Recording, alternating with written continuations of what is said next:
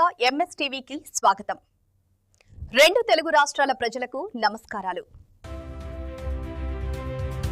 Welcome to MS TV.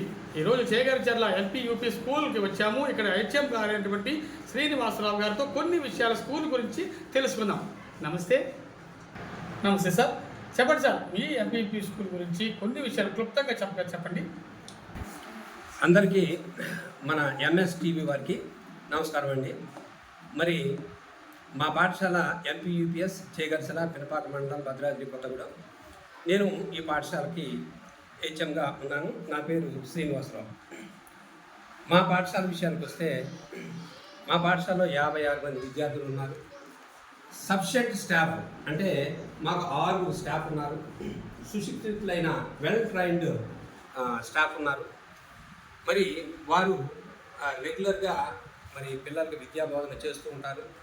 మరి మా పాఠశాల విషయానికి వస్తే చక్కటి తరగతి గదులతోటి, విశాలమైన క్రీడా స్థలంతో, అదేవిధంగా చక్కటి వాష్రూమ్స్ ఫెసిలిటీస్, అన్ని రకాల ఫెసిలిటీస్ కల్పించబడింది గవర్నమెంట్. మధ్యాహ్న భోజన సదుపాయం. అదేవిధంగా మా పాఠశాలలో మధ్యాహ్న భోజన పథకం కూడా ఉంది. అద్భుతంగా మా వంట వాళ్ళు అద్భుతంగా వంట చేసి పెడతారు పిల్లలకి. మీరు టీచింగ్ మెథడ్స్ ఏం చెప్తున్నారు, ఏ విధంగా బోధిస్తున్నారు మా పాఠశాలలో సార్? మరి ప్రైమరీ సెక్షన్ వరకు అయితే ఎఫ్ఎల్ఎన్ ఫౌండేషన్ లిటరసీ న్యూమరసీ అని ఈ కార్యక్రమం నడుస్తుంది ప్రస్తుతం. మా ఉపాధ్యాయులు ఈ ఎఫ్ఎల్ఎన్ మీద సుశిక్షితులు అయి ఉన్నారు. వీరు ఆ విధంగా టీచింగ్ బోధన చేస్తారు. అదేవిధంగా యూపీ లెవెల్లో ఎల్ఐపి లిప్ అనే కార్యక్రమం ఉంది. మా స్కూల్ అసిస్టెంట్స్ అంటే వీరు కూడా ఈ 6th 7th పిల్లలకు ఎల్ఐపి మీద విద్యా బోధన చేస్తూ ఉన్నారు. మా విద్యార్థులండి మరి బాలమేళ కార్యక్రమాల్లో కూడా మరి పాల్గొని ప్రైజులు తెచ్చుకున్న సందర్భాలు ఉన్నాయి.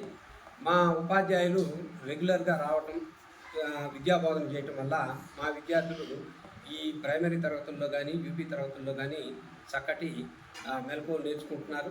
అదేవిధంగా మరి యూపీ లెవెల్కి వస్తే మాకు మ్యాథమెటిక్స్ కిట్, సైన్స్ కిట్ వీటి ద్వారా మేము విద్యా బోధన చేస్తున్నాం.